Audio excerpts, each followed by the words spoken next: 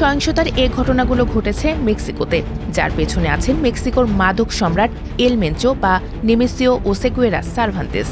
23 ফেব্রুয়ারি মেক্সিকোর সেনাবাহিনীর এক বিশেষ অভিযানে নিহত হয়েছেন এল মেঞ্চো।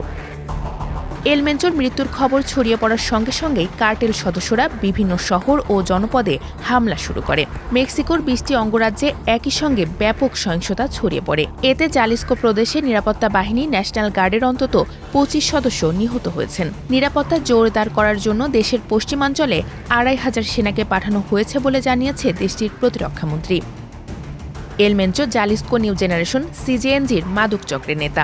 এটিকে মেক্সিকোর সবচেয়ে ভয়ঙ্কর মাদক চক্র বলা হয়। তিনি দেশটিতে মোস্ট ওয়ান্টেড তালিকায় ছিলেন। এল মেঞ্চোর একজন প্রেমিকাকে অনুসরণ করে তাকে খুঁজে পায় নিরাপত্তা বাহিনী। সামরিক অভিযানে এল মেঞ্চো নিরাপত্তারক্ষীদের মধ্যে অন্তত 6 জন নিহত হন, আহত হন 3 জন সেনা সদস্য।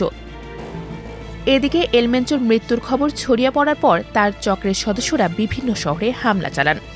কোনো শহরে তারকাটা ও পেরেক বিছিয়ে রাস্তা অবরোধ করেন, আবার কোনো শহরে রাস্তায় যানবাহনে আগুন দেওয়া হয়। এছাড়া মাদক চক্রের সদস্যরা কয়েক ডজন ব্যাংক ও ব্যবসা প্রতিষ্ঠানে আগুন দেন, এতে সেগুলো ক্ষতিগ্রস্ত হয়। সহিংস পরিস্থিতির কারণে জালিস্কোর গভর্নর সামাজিক যোগাযোগ মাধ্যমে রাজ্য জুড়ে বিশেষ সতর্কতা জারির ঘোষণা দেন এবং বাসিন্দাদের ঘরে থাকার পরামর্শ দেন। এতে অনেক শহরে রাস্তাঘাট ফাঁকা হয়ে যায়। সিজেএনজির মাদক চক্রের এক সদস্য জানিয়েছে, এল মেঞ্চোর হত্যার প্রতিশোধ হিসেবে এসব অগ্নিসংযোগ ও গুলিবর্ষণ করা হয়েছে।